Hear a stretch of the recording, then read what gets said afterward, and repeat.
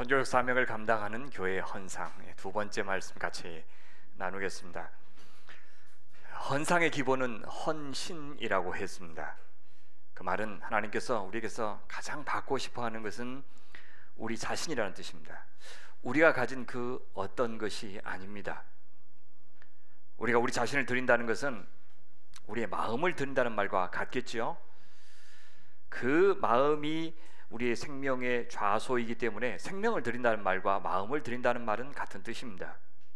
우리는 그 마음을 하나님께서 우리에게 주신 물질, 몸, 시간, 은사 이런 것을 가지고 하나님의 기쁘신 뜻을 위해서, 하나님의 나라와 그분의 영광을 위해서 사용함으로써 그 마음을 표현하는 것입니다.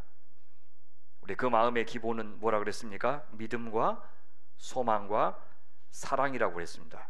헌상은 우리 사랑의 마음을 표현하는 것이고, 주님을 향한 우리의 믿음의 마음을 표현하는 것이고, 주께서 약속하신 그 소망을 우리도 품고 있습니다 라고 하는 그 마음을 표현하는 것이 헌상이다 했습니다.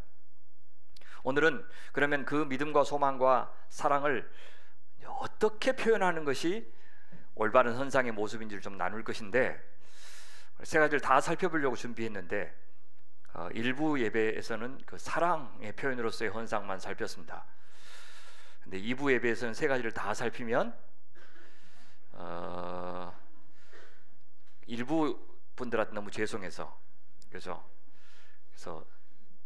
사랑만 살피겠습니다. 왜 갑자기 얼굴 표정이 이렇게 환해지십니까? 또 개 탔다 그런 심정이시죠? 네. 그것만 하더라도 한 50분 가까이 되더라고요. 그래서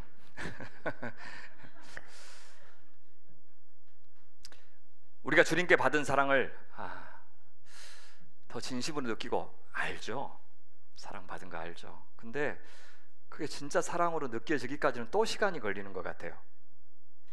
그래서 느껴지고 피부에 와 닿으면 닿을수록 더 진심으로 감사하고, 그게 사랑이 커지면요, 사랑을 표현하는 내 방식도 내 상상력도 커지는 것 같아요. 너무너무 기분이 좋으면, 너무너무 감사하면 우리가 자유로워져요. 그래서 뭘로 상대방을 기쁘게 할까를 막 생각하면 훨씬 더 아이디어가 많이 떠오르는 것 같아요. 더 마음을 담아서 헌상할 수 있어요. 우리가 받은 은혜가 얼마나 큰지, 우리가 받은 선물이 얼마나 귀한지 알수록 더 정성을 다해서 더 극진한 마음으로 하나님께 우리 자신을 드릴 수가 있는 것입니다. 우리가 그렇게요, 사랑의 마음으로 헌상할 때 피할 수 있는 두 가지 잘못된 태도가 있습니다. 우리가요, 사랑으로 헌상할 때 내 것 가지고 하나님께 드린다는 생각을 더 이상 하지 않습니다. 우리에게 있는 모든 것이 하나님의 선물이고 은혜이기 때문에 우리는 아예 내 것을 가지고 하나님 앞에 드린다는 생각을 안 해야 됩니다. 여러분, 그것은 사랑이 아니라 사실 적선을 베푸는 것이죠. 그런 사랑 때문에 우리는 우리가 우리 것을 갖고 드린다는 생각을 하기 때문에 때로는 많이 바치는 사람을 보면, 야, 저 사람은 하나님의 일에 참 크게 기여한다, 높은 자리에서 하나님의 일을 하면 훨씬 영향력이 크기 때문에 하나님 앞에 훨씬 많이 드린다. 그래서 하나님은 그렇게까지 칭송하지 않는데 우리는 지나치게 칭송하고 지나치게 높여주는 경우를 봅니다. 그것은 그 사람이 자기 것 가지고 하나님 앞에 드렸다고 생각하기 때문에 그런 거예요. 그런데 주님은 충격적으로요, 그렇게 남에게 뭔가를 기대하면서 하나님 앞에 열심을 다하는 사람을 향해서 이미 그 사람은 자기 상을 받았다 그렇게 말씀하셔요. 여러분, 그 말은요, 이 땅에서 이미 상을 받았기 때문에 저 하늘에서 받을 상은 그만큼 적다 그런 뜻이 아니에요. 그 사람은 하늘에서 받을 상이 아예 없다는 뜻이고, 그 말은 그런 사람은 하나님 나라에 들어가지 못한다는 뜻입니다. 그러니까 내 것을 갖고 하나님 앞에 드린다는 생각 안 하면, 가급적 안 하면 좋다는 그런 뜻이 아니고, 그것은 아예 신앙인의 태도가 아니다 그런 말입니다. 하나님의 것을 가지고 잠시 맡겨둔 것을 하나님이 여기에 써라 저기에 써라, 네 자녀를 키우는 데 써라, 교회에 써라, 세상을 위해서 써라, 네 친척을 위해서 써라, 혹은 이 사회의 정치적인 현실이 개선되는 일에 후원금으로 써라, 여러 가지 방편으로 하나님께서 우리에게 쓰라고 하시는데, 교회에다 드린 것은 내 것 가지고 드린다고 생각하고 나머지는 다 내 거라고 생각하면 안 된다는 겁니다. 그건 하나님의 것을 갖고 하나님 앞에 드린 것인데, 내 것을 떼어서 드린다고 생각하는 사람은 그 사람에게 하나님은 한 푼도 한 시간도 받으시지 않습니다. 그래서 우리가 사랑으로 드릴 때 피할 수 있는 두 번째 잘못된 태도가 뭐냐? 하나님께 드린 것과 나의 것을 구분하지 않습니다. 우리는 하나님께 드린 것 혹은 교회에 드린 것을 제외하고는 다 내 마음대로 쓸 수 있다고 생각할 수도 있습니다. 근데 그것은 오해입니다. 왜냐하면 우리의 삶의 영역 가운데 하나님 나라가 아닌 영역은 단 한 평도 없고 하나님의 시간이 아닌 시간은 단 한순간도 없기 때문에 그렇습니다. 주 안에 있는 모든 순간과 모든 장소가 하나님께 속한 거룩한 영역이고, 하나님이 우리에게 주신 것을 갖고서 교회에 쓰든지 직장에서 쓰든지 집에서 쓰든지 그 모든 쓰임새를 통해서 하나님 나라를 일구는 것이고, 그 자체가 하나님께 예배하는 것입니다. 우린 그것을 뭐라고 부른다고요? 선교적 삶, 그렇게 부릅니다. 그러니까 선교적 삶을 살기 위해서 우리가 사용하는 모든 시간과 돈과 힘과 은사와 재능과 관계는 다 헌상이다, 그렇게 말할 수가 있습니다. 그래서 10의 1조는 하나님의 것이고 10의 9조는 내 것이고 내 마음대로 쓸 수 있다, 이렇게 생각한다면 그는 우리 헌상에 대해서 크게 오해하시는 겁니다. 그것은 사랑의 마음이 아니기 때문입니다. 그래서 저희가 가급적 헌물을 하지 않으시도록 그렇게 말씀드리는 겁니다. 그리고 특정한 땅을 예를 들어서 혹은 부동산을 우리에게 헌물로 하셨으면 교회가 자유롭게 그것을 처분할 수 있는 그런 권한을 약속해 주셔야 받겠다고 했던 이유가 그것입니다. 왜냐하면 이 피아노를 구금서 집사님이 만약에 헌물을 하셨으면 어떻게 됐어요? 볼 때마다 구금서 집사님 앞에 영광을 돌리고, 아따 참말로 저 집사님 저거 내셔서 우리가 이렇게 아름다운 찬양을 드리나, 볼 때마다 우리 구금서 집사님의 얼굴이 여기 딱 비칠 거 아닙니까? 땅도 마찬가지예요. 이 땅이 우리 이태양 집사님의 땅 위에 교회가 세워졌다면, 그죠? 출입할 때마다 이태양 집사님께 영광을 돌릴 가능성이 많습니다. 어쩌든지 부탁드리는데 감사는 하겠습니다. 진심으로 감사는 하겠지만 그 감사가 오래오래 회자되도록 하는 일은 우리한테도 도움이 안 되고 절대 하나님 앞에 바른 태도가 아니기 때문에 지나치다 싶을 만큼 저희 교회는 그것에 대해서 조심할 테니 양해해 주시기 바랍니다. 정리하면, 우리가 사랑의 표현으로서 헌상을 하면 우리는 하나님의 것을 하나님께 돌려드린다는 생각으로 헌상할 수 있습니다. 내가 하나님의 일을 도왔다거나 기여했다는 식의 생각을 하지 않게 됩니다. 둘째, 하나님께 드린 것과 내 것을 구분하지 않고 나의 모든 씀씀이를 통해서 하나님의 뜻을 이루고 싶어 하는 사람이 됩니다. 어쩔 때요? 사랑의 표현으로서 헌상을 할 때. 그런 마음으로 헌상할 때 주님은 네가 나를 참 사랑하는구나, 그렇게 여기실 겁니다. 모든 헌상, 헌금, 연보는 하나님 우리를 창조해 주신 것, 우리 죄를 용서해 주신 것, 구원해 주시고 영원한 나라를 약속해 주신 그 은혜에 대해서 감사하는 표현입니다. 그 사랑의 사랑으로 화답하는 일입니다. 여러분, 아무리 선물 공세를 펼친다 해도 그 마음 중심에 사랑이 없으면 그것은 상대방의 마음을 훔쳐서 내가 그를 소유하려고 하는 탐욕의 다름 아닙니다. 그것은 하나님께도 마찬가지예요. 사랑의 마음이 없으면 헌금으로 하나님의 마음을 훔치려고 하는 태도입니다. 그것은 내가 하나님을 소유하려는 태도인데 그것이 보통 사람들이 우상을 향해서 보였던 태도와 같습니다. 심지어 다른 사람보다 훨씬 나한테 잘해주는 하나님, 우리 교회한테 잘해주는 하나님, 우리 지역과 우리 나라에게 특별히 신경 써주시는 하나님으로 만들기 위해서 헌금하는, 이 정도 내가 열심을 다했는데 다른 사람보다 훨씬 더 많이 바쳤는데 하나님 훨씬 더 신경 써주시겠죠? 그런 마음으로 하나님과 거래하는 사람이 될 수 있어요. 왜요? 우리 인간이니까. 우리는 내가 받은 것은 좀처럼 기억하지 못합니다. 근데 내가 받아야 할 것에 대해서는, 내가 내놓은 것에 대해서는 오래오래까지 기억하는 그런 사람이기 때문에 우린 그런 사람인 줄 알고 조심해야 된다는 뜻입니다. 그러면 사랑의 표현으로서 헌상하려면 어떻게 해야 될까요? 저는 우리가 하나님을 사랑하는 마음으로 이 세상을 살아간다면, 특별히 우리의 소유를 가지고 하나님을 사랑하려면 우리가 어떻게 우리의 소유를 사용하는지에 대해서 묵상을 잘 해야 된다고 생각을 해요. 무심코 하거든요. 우리에게 이미 익숙해진 대로 우리는 살고 있는데 한 번은 멈춰서서 나는 어떻게 지금 시간을 쓰고 있지? 어떻게 돈을 쓰고 있는 것이지? 왜냐하면 내가 쓰는 시간과 돈이 어디로 가는지가, 내가 어디에 관심이 있지? 무엇을 소중하게 여기지? 어디에 내가 가치를 두고 사는지, 이 피 같은 생명 같은 돈과 시간을 어떻게 쓰는지를 보면 적나라하게 드러나기 때문에 그렇습니다. 우리가 하나님을 사랑하는 마음으로 하는 헌상은 어떻게 표현되냐면, 하나님 사랑합니다. 그것은 교회를 향한 사랑으로 표현됩니다. 하나님이 사랑하시는 저 세상과 이웃을 향한, 믿든지 안 믿든지 상관없이 내 이웃을 향한 사랑으로 하나님의 사랑이 표현됩니다. 그리고 하나님이 참 사랑하시는 나를 향한 사랑, 나를 향한 사랑으로 하나님을 향한 사랑이 표현됩니다. 그러면 교회를 사랑하는 마음으로 헌상한다는 말, 세상과 나를 사랑하는 마음으로 헌상한다는 것이 어떤 것인지를 하나씩 좀 살펴보면 좋겠습니다. 그리스도인이라고 하면서 교회를 사랑하지 않으면 그 사람은 하나님을 사랑하지 않는다고 말할 수 있습니다. 교회를 사랑하지 않으면서 하나님은 사랑한다 말할 수는 없습니다. 왜요? 교회는 그 하나님의 은혜로 구원받은 존재다 라고 하는 것을 확인시켜주는 나의 새로운 가족이요, 나의 새로운 정체성을 형성해주는 관계의 모임이기 때문입니다. 교회는 특별히 그리스도의 몸이다, 성령의 전이다.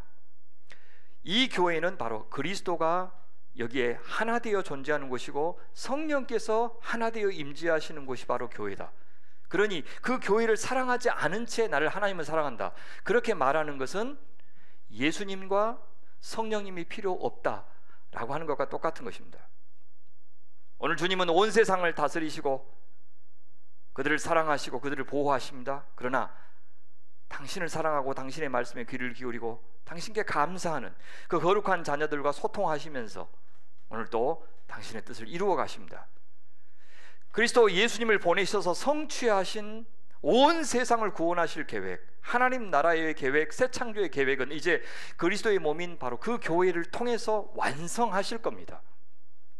우리가 하나님을 사랑한다면, 진짜 구원에 감사한다면 이제 누군가를 구원하고 싶어 하시는 그 하나님의 역사에 나도 동참해야 하는 것입니다. 세상과 당신이 화해하는 일이 하나님의 가장 큰 소원이고 관심사인데, 내가 그토록 하나님께서 이루고 싶어하는 그 역사에 무관심하면서도 입술로는 하나님 사랑합니다, 하나님 감사합니다 그렇게 말한다면 그 말이 어찌 진실일 수 있겠습니까? 나는 이미 그 은혜를 받았는데 누군가에게 은혜를 베푸는 그 일에 내가 참여하지 않는다면 나는 참 배은망덕한 사람이라 할 수 있지 않겠습니까? 그런 의미에서 오늘 교회를 통해서 전개되는 하나님의 역사에 우리는 돈으로, 몸으로, 시간으로, 은사로, 기도로, 섬김으로 참여합니다. 바로 그런 것들이 하나님을 사랑하는 헌상의 핵심적인 부분인 겁니다. 여러분도 그렇죠? 자녀를 사랑하시잖아요. 배우자를 사랑하시잖아요. 또 누군가를 사랑하시는데, 사랑한다 하면서 그 누군가의 가치와 그 누군가 마음속에 품고 있는 소원과 그 사람이 갖고 있는 여러 가지 어려움들을 무관심한 채 내가 그냥 하고 싶은 대로 하고 돕고 싶을 때만 돕고 주고 싶은 것만 준다면, 그 사람을 통해서 받을 것만 생각한다면 그건 처음부터 사랑이 아닙니다. 그것은 나를 위한 액세서리에 불과하고 심지어 놀이기에 불과합니다. 교회를 향한 우리의 헌신이 없다면 교회는 그저 우리의 취향, 교양, 그것을 만족시키는 기관 혹은 심리센터 정도에 머물게 됩니다. 언제든 간이 안 맞으면 TV 채널을 돌리듯 교체할 수 있는 대상이 될 것입니다. 그런데요, 내가 사랑하지 않는 교회로부터 내가 사랑을 받을 수 있는 길은 거의 없습니다.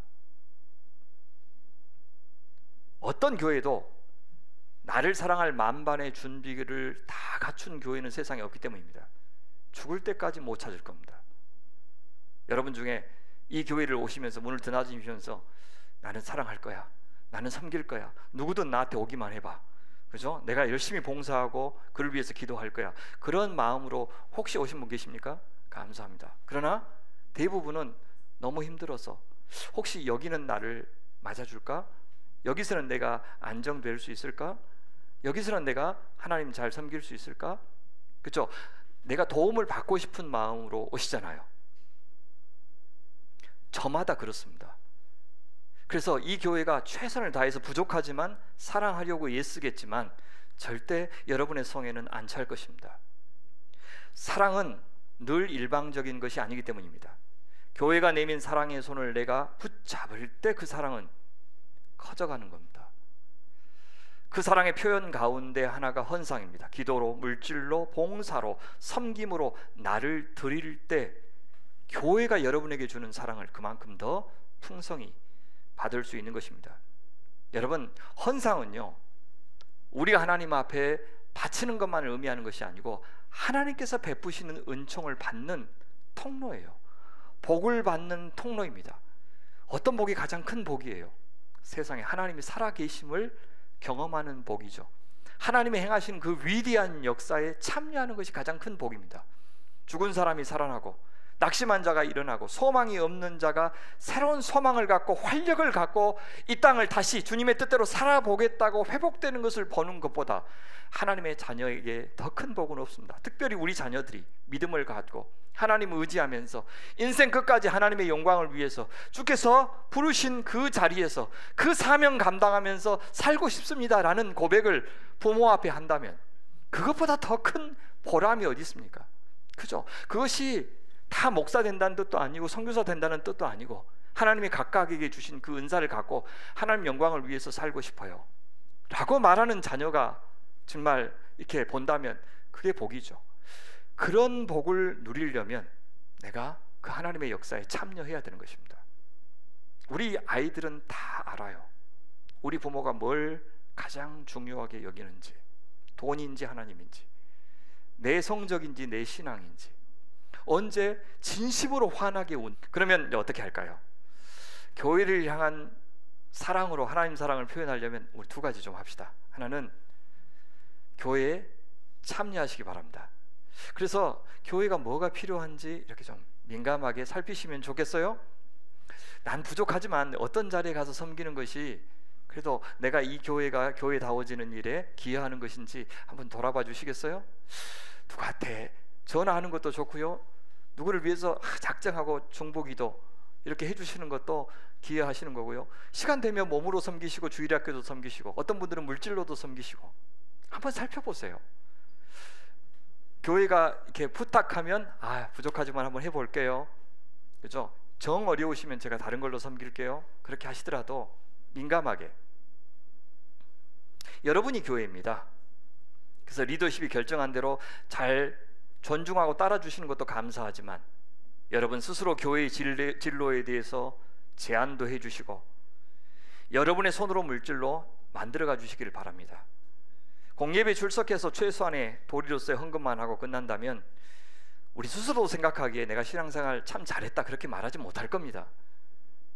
우리가 수십 년 신앙생활 하면서 늘 똑같이 교회만 왔다 갔다 한 채 이 교회가 진짜 세워지는 일에 기여하지 못한다면 돌아보아 60, 70 다 됐는데 내가 신앙생활 원 없이 했구나, 주님 정말 원 없이 사랑했구나 그렇게 말하지 못한다면 많이 아쉽겠죠. 후회되지 않겠습니까?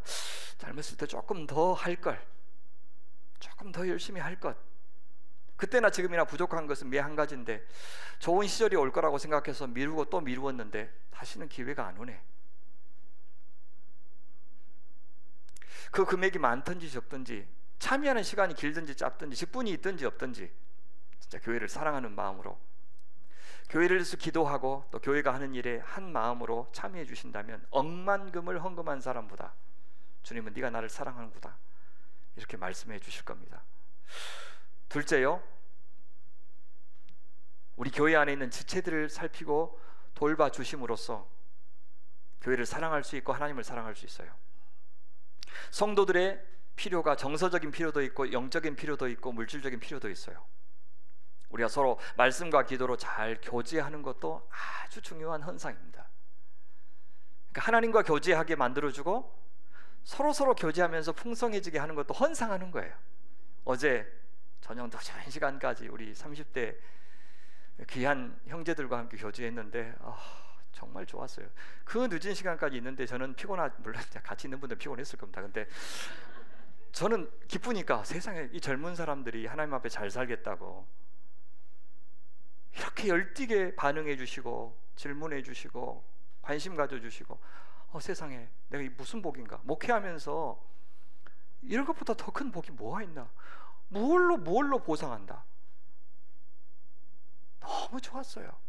그렇게 누군가에게 교제의 장을 마련해 주고, 그죠? 그런 것이 바로 헌상하는 거예요. 나 자신을 헌신해 주는 거예요. 나도 받고 상대방도 도움을 받고.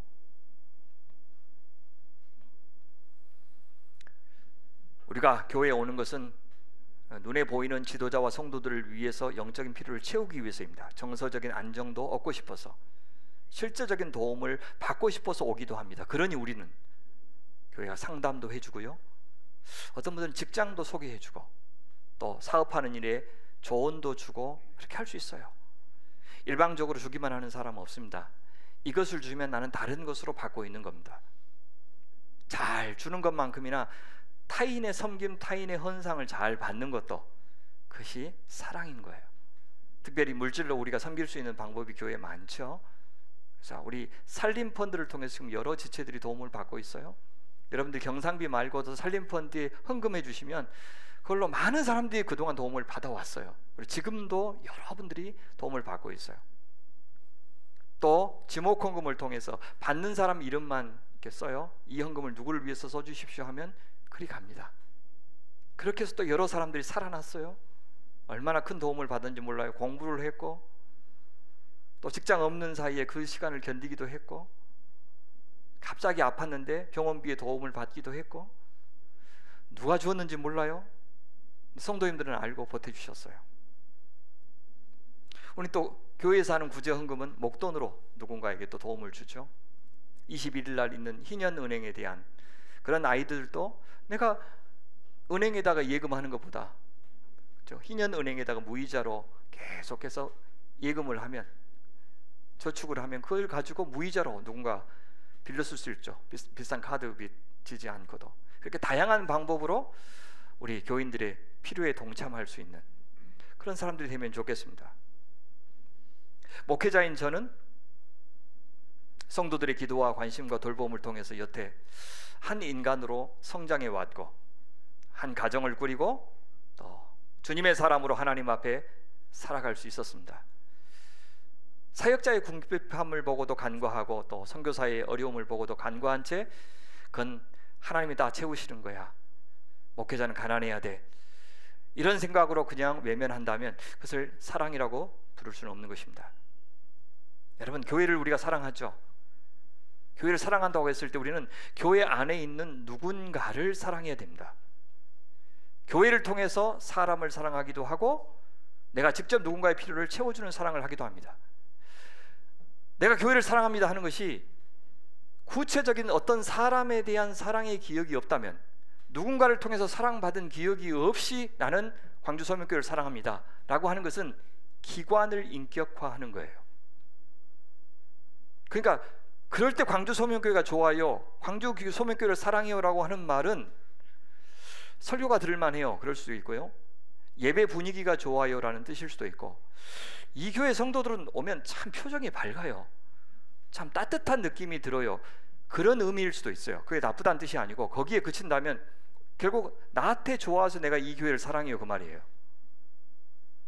구체적으로 어떤 사람의 이야기에 참여해서 그 사람이 하나님 앞에 그 이야기가 회복되고, 그죠, 위로를 받고 격려를 받을 수 있도록 내가 참여하고, 또 그분이 내 삶에 관여하고 개입하도록 나를 개방해 주는 그런 사연들이 있을 때 광주소명교회를 사랑합니다라고 말할 수 있는 겁니다. 왜? 교회는 기관이 아니라 사람들의 모임이기 때문입니다.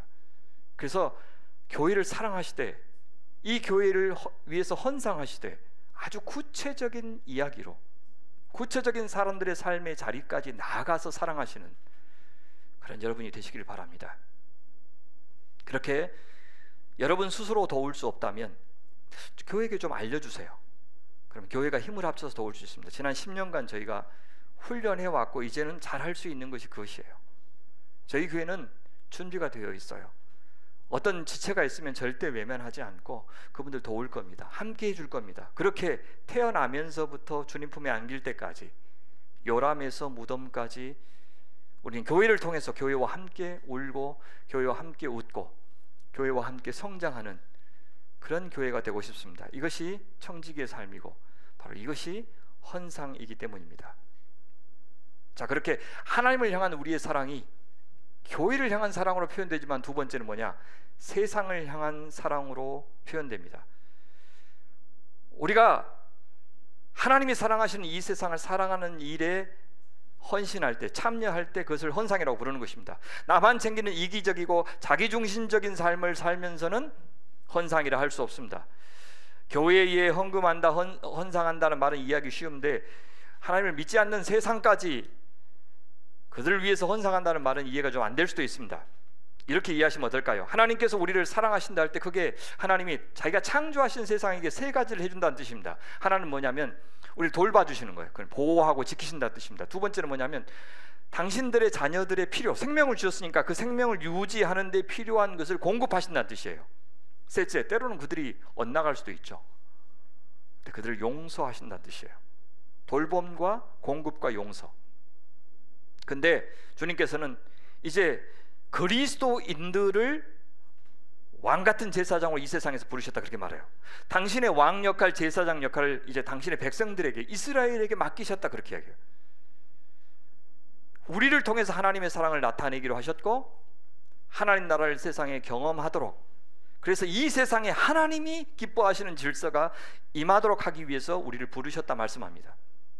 그래서 우리 하나님을 대신해서 이 세 가지를 실천해야 되는데 그것을 가리켜 뭐라고 그러냐? 헌상이라고 부르는 겁니다. 교회가 세상에게 줄 수 있는 가장 귀한 선물은 복음, 우리 주 예수 그리스도의 생명 아니겠습니까? 그래서 교회가 선교하는 일에 직접 참여하거나 혹은 선교사를 파송하거나 선교지를 돕는 일이 세상을 섬기는 중요한 헌상입니다.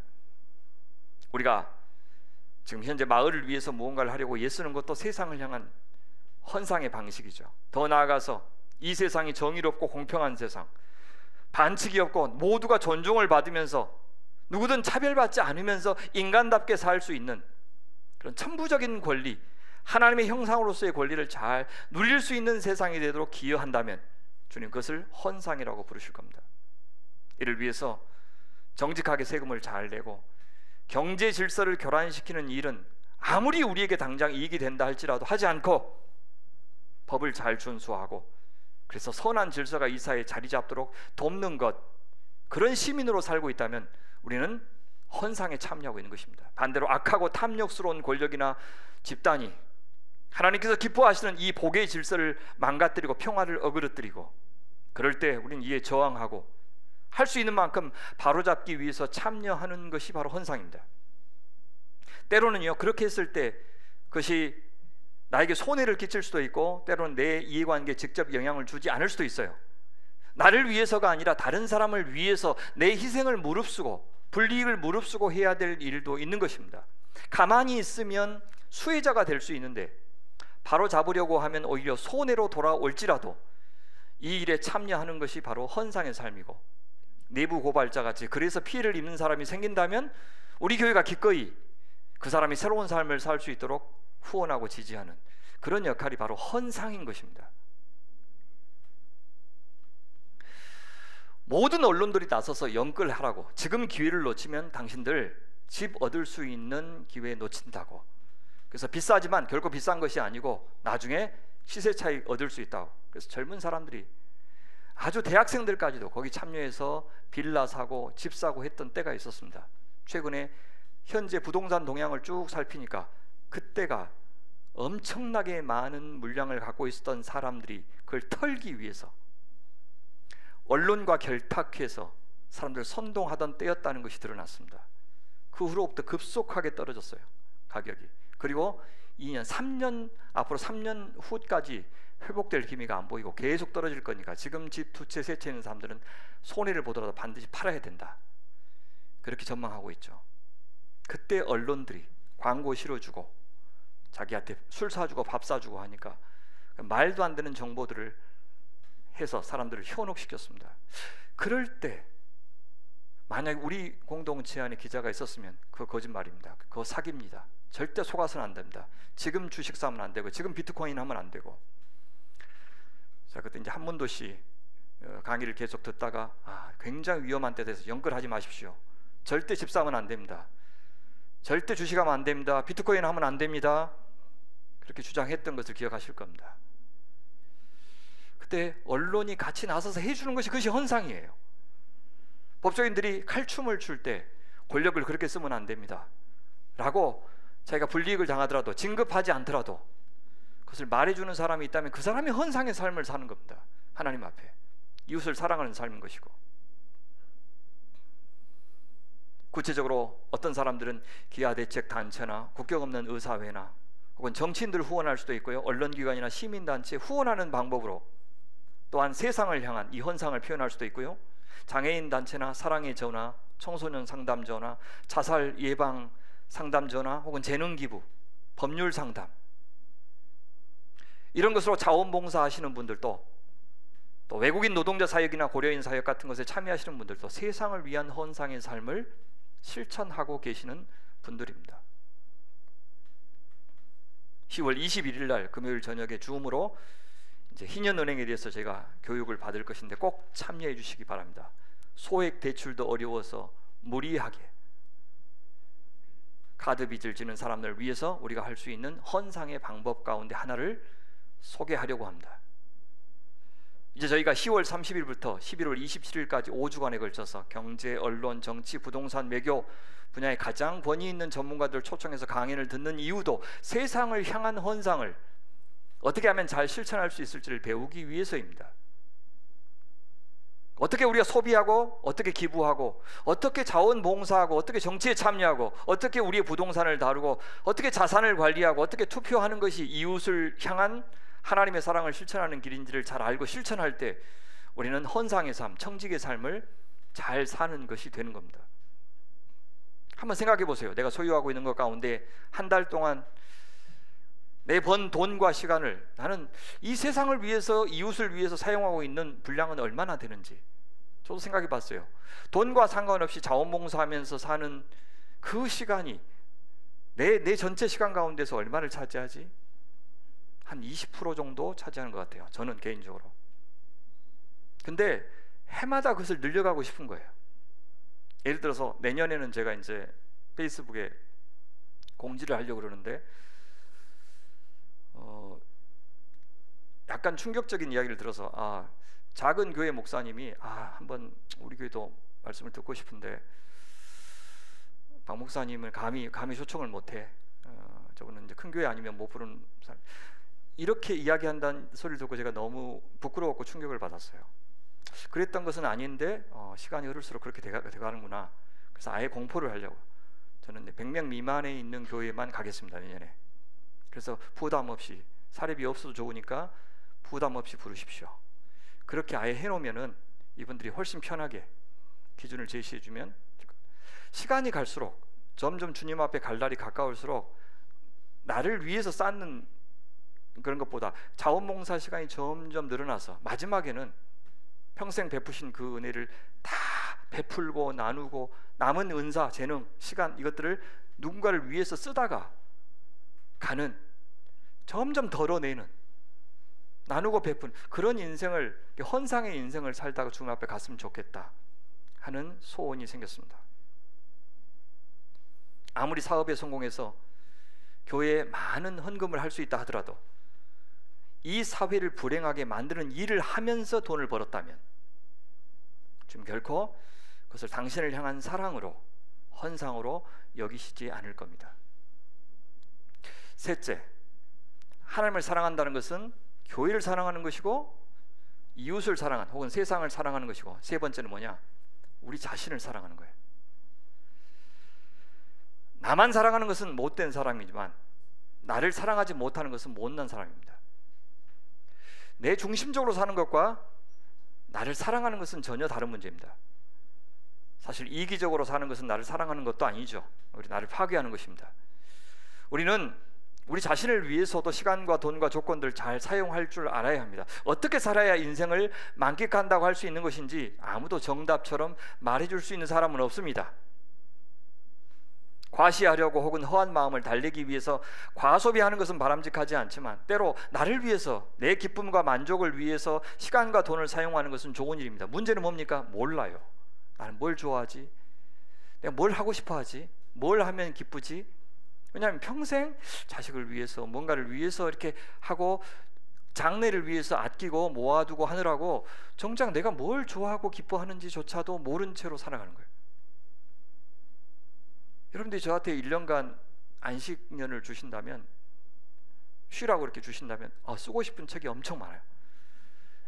구두로 지금 한 8권 정도 계약을 해놨기 때문에 그거 시간만 주면 내가 책을 쓴다. 그럼 아니, 나 쉬라고 시간을 줬는데 그렇게 책 쓰면 그게 다시 쉬는 거예요. 그러니까 요일을 하다가 요일하면 쉬는 거예요. 너무 재밌고 즐거운데, 그러니까 그거 하지 않은 채 쉰다는 게 뭔지를 못 배웠어요. 멍 때리고 있으면 막 죄책감이 생기는 막 그런 거 있죠. 그러니까 생산을 하지 않으면 인생을 막 허비하는 것 같고, 이거 그런 강박에 시달리면 참 짠한 사람이죠. 저만 그런 게 아니라 우리 어르신들이 다 그럴 것 같다는 거예요. 나를 위해서 뭔가 쓴다는 거가 뭔지에 대해서 잘 모르신 채로 그렇게 자식을 위해서 아껴두고, 장래에 어려운 일이 생길지 모르니까 아껴두고 하다가 다 병원한테 갖다 주고, 의사한테 갖다 주고, 자식들한테 갖다 주고, 그렇게 인생을 끝날 수도 있다는 거예요. 그래서 이제 다른 사람 눈치 보지 말고, 그들의 인정에 연연하지 말고, 하나님 앞에서 떳떳하다면 누가 뭐래도 여러분 자신의 인생을 잘 사는 것이, 저는 그것도 헌상이라고 생각을 해요. 그것은 좋은 의미에서 개인주의인데요, 하지만 우리 시대 극단적인 개인주의는 경계하셔야 됩니다. 특히 MZ세대 사이에서 만연한 이 극단적인 개인주의는 여러 가지 그 원인이 있겠지만, 특별히 교회와 관련해서는 교회의 집단주의에 대한 반발일 수도 있습니다. 최근의 통계를 소개하면 한국교회는 지난 10년간 저희 교회가 개척하고 여기까지 성장해온 그 시간 동안 202만 명이 감소되었습니다. 이 통계에 이제 순복음과 기타 다른 성결교 교단 같은 것들이 빠져 있으니까 모두 합치면 한 250만 정도 줄어든 것 같아요. 그러면 한 860만이었던 것이 한 650만 혹은 600만까지 지금 줄었다고 봐야 돼요. 교인 감소는 젊은 층에서 두드러지는데요, 그것은 교회가 그동안 공동체성을 추구하기보다는 젊은 사람들을 자원으로 생각했어요. 집단주의 형태, 집단을 위해서 우리 젊은 사람들이 어떻게 기여해야 되는지에만 관심을 쏟았죠. 열심을 내서 하나님의 교회에 충성하라고. 그것이 당장에는 교인들을 결속시키는 데 도움이 되었어요. 목회자를 중심으로 똥돌 뭉쳤을 때 교회가 큰 힘을 발휘했고, 사람이 늘어났고, 건물도 지었고, 그렇게 뭉치고 순종하고 열정적으로 교회에 참여했던 성도 한 사람 한 사람의 신앙을 보았을 때, 정작 그의 가정을 살펴보았을 때 의외로 그분들의 신앙이 탄탄하지 않았다는 것이 드러난 것이 지난 10년이었습니다. 그 10년간 저희는 개척하면서 여기까지 이르렀는데요, 그래서 저희는 시작하면서부터 종교생활보다 신앙생활을 하자고 했었고, 신앙생활에 그치지 않고 생활신앙도 중요하다고 생각했고, 교회 생활만이 아니라 가정과 직장생활도 잘 하자고 강조해오면서 여기까지 왔던 것은 개인의 귀한 신앙을 존중하면서 교회가 집단으로 전락하지 않고 공동체가 되기 위한 몸부림이었던 겁니다. 쉽게 말해서 어른 세대는 예수 믿고 이제 영접하면 천국 가는 건 이미 따놨고, 이 땅에서 어떻게 살아야 되느냐, 주일 성수, 공예배 참여, 11조 같은 그런 신앙이 정말 중요하다, 그것을 전부인 것처럼 강조해 왔는데, 그것이 그분들 기성세대에게는 엄청 도움이 되었을지 모르지만 다음 세대로까지 신앙을 전수하여 주는 데는 효과적이지 않았다는 것이 드러난 것입니다. 그래서 젊은이들은 오히려 정반대 극단, 지나친 개인주의로 흘러버린 겁니다. 그러니 교회가 자신들의 신앙에 반드시 필요하다, 이런 생각을 더 이상 젊은이들이 하지 않게 되었고, 그래서 가나안 성도, 교회는 안 나가지만 나는 그리스도인이다, 이렇게 생각하는 사람들이 200만 명이 이르게 되었고, 점점 교회에 참여하고 교회 하는 일에 시간 쓰고 몸 쓰고 헌금하는 젊은이들이 줄어들게 된 겁니다. 그러면 600만에서 200만이 가나안 성도면 400만 남는데 400만 가운데 60세 이상이 200만입니다. 그러면 60세 미만 0세부터 60세까지가 200만밖에 안 된다는 거예요. 그 200만은 헌금을 하지 않는 200만이에요. 그렇다면 현재 이 교회는 60세 이상의 옛날부터 신앙을 이렇게 고수해 오신 그런 분들로 간신히 유지할 수 있는 얼마 안 남았어요. 시간이. 실제 엄청난 부흥이 일어나 가지고 외적으로 수혈되거나 혹은 그 젊은 0세부터 60세까지가 신앙의 각성을 일으키고 옛날 어르신들이 갖고 있었던 그 교회에 대한 사랑과 열정과 헌신을 회복하지 않는다면 교회는 희망이 없는 거죠. 마지막 미천 갖고 우리 교회가, 그나마 젊은 사람들을 많이 보내주시는 이 교회가 어떻게 해야 될지 이제 60세 이상의 그 어르신들은 고민해야 돼요. 우리가 마지막 죽을 때까지 신앙생활 잘 할 수 있는 교회에 대한 고민도 해야 되지만, 앞으로 젊은이들이 잘 신앙생활 할 수 있는, 신앙을 전수해 줄 수 있는 교회가 되기 위해서 우리는 지금 이제 무엇을 도와주고 갈 것인가, 그 고민을 해야 될 때라는 것입니다. 선교하러 나가겠다고 하는 후보생들이 급격하게 줄어들고, 나갔다가도 1, 2년 안에 포기하고 돌아오는 후보생들도 급증하고 있다는 소식도 듣습니다. 집단주의가 교회가 성도들을 사랑하는 바람직한 태도가 아니지만, 이런 극단적인 개인주의도 우리가 우리 자신을 사랑하는 태도가 아닌 것을 알아야 됩니다. 우리는 이 둘 사이에서 건강한 개인주의를 잘 정착해 갔으면 좋겠어요. 교회가 우리 성도들의 소중한 일상을 지켜주고, 성도들은 교회 공동체에 헌신하고 참여하는 것이 얼마나 자기 자신을 사랑하는 길인지, 또 자기 교회를 사랑하고 나아가서 하나님을 사랑하는 일인지를 정말 잘 경험하고 배워가셨으면 좋겠어요. 여러분, 신앙이 점점 성숙해질수록 우리는 타인과 의미 있는 관계를 맺어갈 때 그것이 가장 소중한 재산이다, 그것이 가장 귀한 유산이다라는 사실을 깨닫게 됩니다. 돈 많이 모으는 게 재산이 아니고, 내가 누구와도 잘 지낼 수 있고, 더 많은 사람을 이해할 수 있고, 더 많은 사람들의 이 신앙의 삶에 기여하는 것이 진짜 재산이구나 라는 것을 알게 됩니다. 그것이 나를 사랑하는 길입니다. 만난 거 먹고 좋은 거 구경하고 보기 좋은 옷을 사서 입고 남들이 못 누리는 것을 누리면서 누리는 기쁨이 있죠. 근데 그것과 누군가의 사랑을 받고 내가 누군가를 사랑하는 기쁨, 그래서 의미 있는 관계가 형성되는 것, 거기서 얻는 기쁨과 소유와 물질이 주는 기쁨은 비교할 수가 없습니다. 그것을 아는 것이 신앙의 성숙해가는 문제입니다. 그런 기쁨을 누릴 수 있는 사람으로 우리가 변해가는데 우리 소유를 사용합시다. 그것이 진정으로 나를 사랑하는 길이고, 그것이 교회를 사랑하는 길이고, 그것이 하나님을 사랑하는 길이기 때문입니다. 그런 복에 참여하시는 성도님들 되시기를 간절히 축원합니다. 다 끝났는데 그 믿어지세요? 네. 그 다음 하면 또 1시간 반이 또 흘러갈 것 같아서 여기까지 하고 다음 시간에 나머지 믿음과 소망을 표현하는 그런 헌상이 무엇인지를 좀 살피면 좋겠습니다. 기도할까요?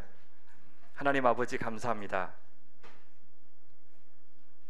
주님의 헤아릴 수 없는 극진한 사랑에 감사합니다. 그 사랑을 저희가 어떻게 표현할까요? 주께서 사랑하시는 교회, 주께서 위하여 아들을 내어주신 저 세상, 그리고 한결같은 눈으로 바라봐 주신 우리 자신, 당신의 방법으로 사랑할 수 있도록 도와주십시오. 사랑하도록 우리에게 온갖 소유와 조건을 주셨는데 그것을 나를 위해서만 이기적으로 사용하여 다 허비하지 않게 하시고, 생명을 살리고 생명을 생명답게 하고 아름다운 하나님 나라를 일구시는 당신의 선한 역사에 참여하여 주님, 온전히 우리의 삶이 하나님 앞에 헌상의 삶이 되게 하여 주옵소서.